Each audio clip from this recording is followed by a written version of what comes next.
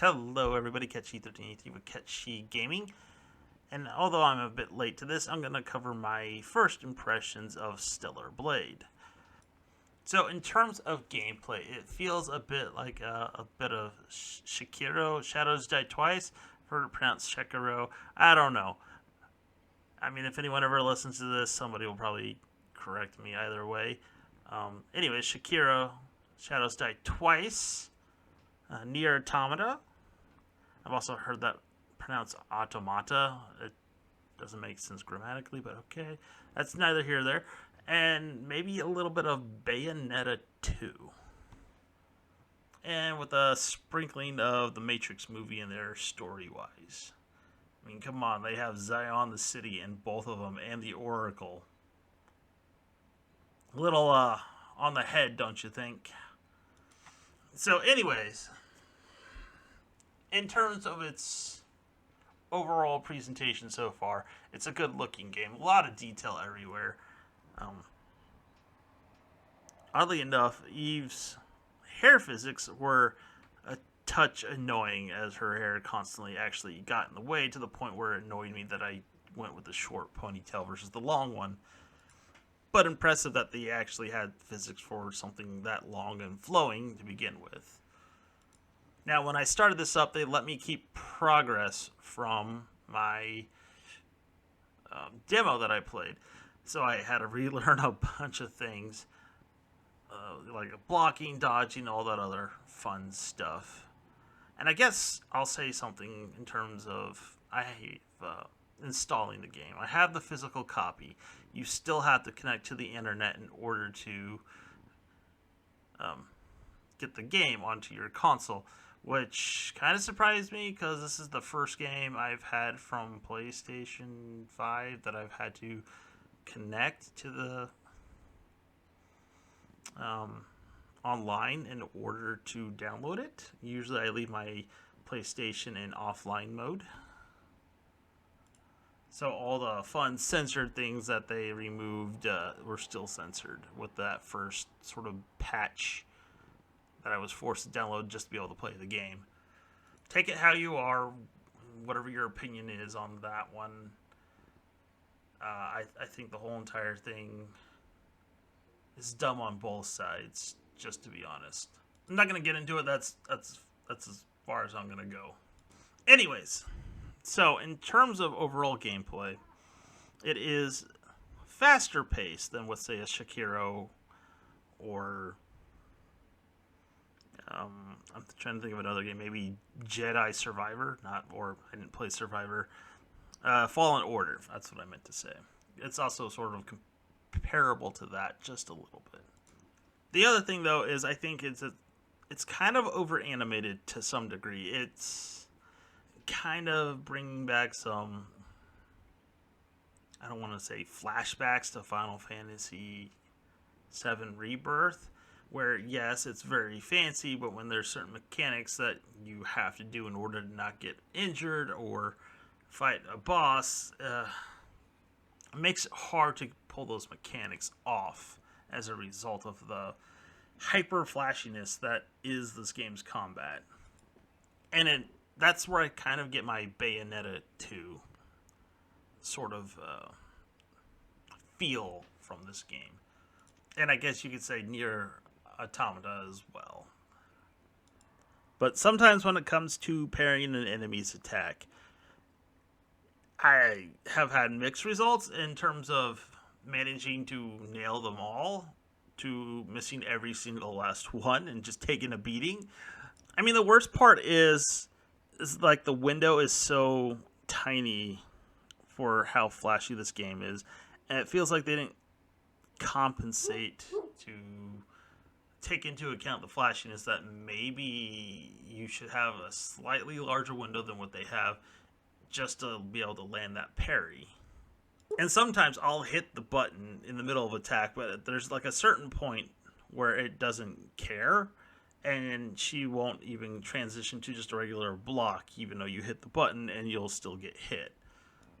And I have probably over 20, not 20, it's probably closer to 40 hours at this point And I still don't have like an accurate feel for some of these Natiba in terms of parrying some of their attacks.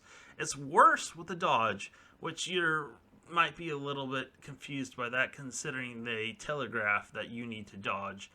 Except they telegraph way, way in advance of when you need to dodge, so you're not sure what part I'm supposed to be dodging at. So that little blue dodge there, that's an exception, because it tells you when you have to hit forward and circle in order to dodge forward.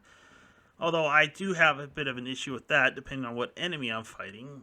Sometimes it has a sort of weird input recognition issue, where you're supposed to hit forward and circle in order to dodge certain attacks like that. Sometimes she'll just do a regular dodge and she won't do a blink when it comes to that. It's only on certain enemies, it's not on all of them. And I don't know if they patched that out or not. I'd have to look and see, because if they have, I might have to actually do an update or check to see if they've done an update, because there's, and it's not just like the whole entire dodging forward when you see the blue circle. There are combos that you can do when you do perfect parries, such as holding square and then hitting triangle. And it feels like there's a bit of interpretation on part of the game itself, in that I do a perfect parry and I hold square, or I've done it multiple times in which I'll hit square again and hold it right after a parry, or after a parry I'll be holding the square button. And either way, it won't do this move where you cut through it and then if you hit the triangle button, you'll dash towards it. Some enemies, it just doesn't work. I don't know if that's intended or if it's just not registering the input correctly. So there's that. There's a few issues with input recognition as far as I'm concerned. I may just be a bit of a spaz and I'm hitting the wrong buttons. I don't know. I should say I'm not hitting the wrong buttons. I'm hitting the wrong buttons at the wrong point in time, or maybe in the wrong order, which I'm doubting, because I've pulled some of these moves off without issue on other Natiba. Just depends on what I'm fighting. With that though, it's not nearly as hard as like a Sekiro. Not even close. It is a difficult game though. Like I said, sometimes you'll just nail every single last dodge and parry and you'll be unstoppable. Other times it'll be an enemy you've fought I don't know how many times and you just can't seem to get a parry and he's beating the crud out of you. Now, one of the things I did notice, and it's pretty obvious, a lot of the NPCs are constantly reused. There's some unique ones, but most of the Sentinels are just literally copies of the exact same Sentinel. There's no distinction between them unless there's some voice acting involved. Same for dead humans that you find out in the middle of the city or the wasteland that you go to. No distinction between them. I mean, other than like the soldiers versus the civilians, there's no distinction. I'm not saying they had to make a whole bunch of unique NPCs for each and every single last instance that you'll be interacting with a corpse. It's just that every single last human corpse you interact with is the same NPC. So in terms of the story, it's not the worst. And I'm sort of wondering if it's just being very predictable at this point in time, because there's certain things that they're kind of telegraphing, assuming that they're true, but they're definitely intentionally building suspicion about the city that you're in, Zion, in terms of the facility that's supposed to hold all the memories and stuff like that. And I just came across a guy who wanted to find out about organic humans, which sort of explains that these aren't actually humans, they're androids. Maybe cyborgs, I'm not entirely sure. I mean, Tachi had bone and flesh, so maybe they're cyborgs. But it seems pretty obvious, at least I think it is, that the Natiba were once human at some point in time. And they were fighting robots And in order to fight them, they had to enhance themselves in some shape or form, which how the Natiba came about in order to fight them. And the actual people coming from the colony are what's the remnants of the androids, or maybe an android humans escaped together, and they made like the Society of Cyborgs. I don't know. It's something along those lines. I'll have to keep playing in terms of that. Now, there is one thing that sort of made me mad, because this is why it actually primarily reminded me of Bayonetta 2, and that was when I fought. Technically, it's the same boss. Just the second version of it was way harder. So, this is the first Alpha Natiba. I can't remember its specific name, but that's irrelevant. The thing is with this is it's big. It's obvious to tell that it's big. And as a result, when fighting it, it often fills up your whole entire screen, or it doesn't fit on the screen. So when it does attack, it's sort of like, when am I supposed to dodge?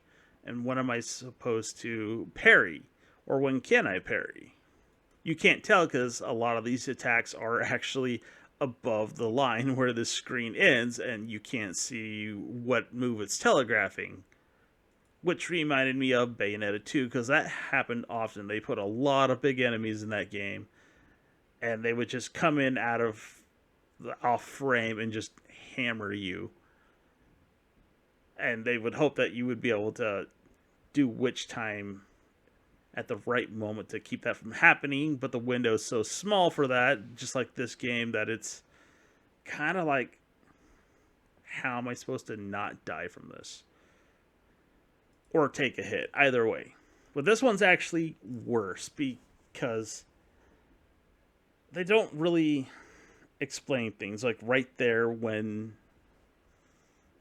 they focus entirely on the Natiba instead of Eve, taking the camera off of her so you don't know what's going on. Turns out you can actually control Eve at that point in time, and you can move her out of the way instead of hoping to dodge, because you need to be able to see her, which by the time you see her, it's too late to dodge. And for this particular enemy, when it comes to dodging, it just, I don't know, they telegraph it way, way in advance. But the point at which you're actually supposed to dodge is convoluted and not easy to determine. And in some cases, some of those dodges, when they show the circle, yellow circle appearing, he'll do like 3 attacks all in once in quick succession. Turns out you're supposed to dodge all of those, not just the first one, not just the second one, all 3 attacks. No indication that's what you're supposed to do, instead of just dodging the first one and maybe parrying the other 2. No, you have to dodge all 3 attacks. You kind of learn this through trial and error, instead of, I don't know, explaining that that's the case for this particular bit of combat. But this boss is also a really good case for increasing the window for getting said perfect dodges, because some of these, the window is just so small and the game's so flashy. Like, there's a lot of debris, there's a lot of movement, and the movement's really fast. I mean, I got some of them that were really hard, but it just was ridiculous. Like, when I fought them before going to the Wasteland, it took me 2 tries. This one probably took me around 20 to beat him again. I don't know, whatever it is. And I'm kind of hoping this isn't going to be par for the course, having big, huge, heavy Alpha Natibas that just fill up your whole entire screen, where you can't see attacks being telegraphed outside your field of view. And that's my biggest problem with this game, is sometimes the field of view is a little bit too narrow for some of the situations, like this one right here in particular. And I actually tried to see if I could increase it, but not really, which is a bit unfortunate. And the other thing that sort of drives me nuts is, yes, there are a few situations where you can get multiple enemies and they will clip through each other to do damage to you. And Honestly, when it comes to facing off against multiple enemies, depending on the combination of them, you're going to get devastated. And it's sort of like something I appreciate from other games where enemies can hurt each other so that you don't just get bum rushed by a group of enemies. Doesn't happen often.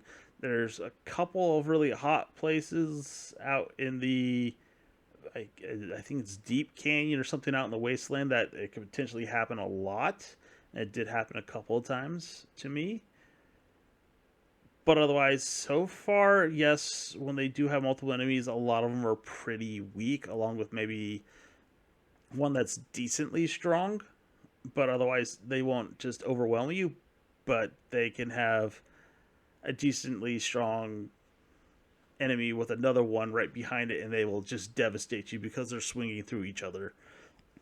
And the ability to actually block in between attacks in this game is very narrow and somewhat hard to actually nail said parries. With just getting it with one's hard, getting it with two is nearly impossible. I mean, as difficult as it is, I'm actually having fun with the game.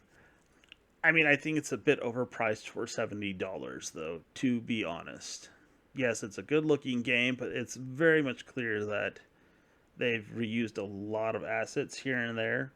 And there are quests in Zion where you don't even leave the city and nothing really happens of any substance. You get gold for it. I don't even like I've read everything that I've picked up and I don't remember like any of it. So most of these quests are just insignificant other than getting some gold that you can use to buy things.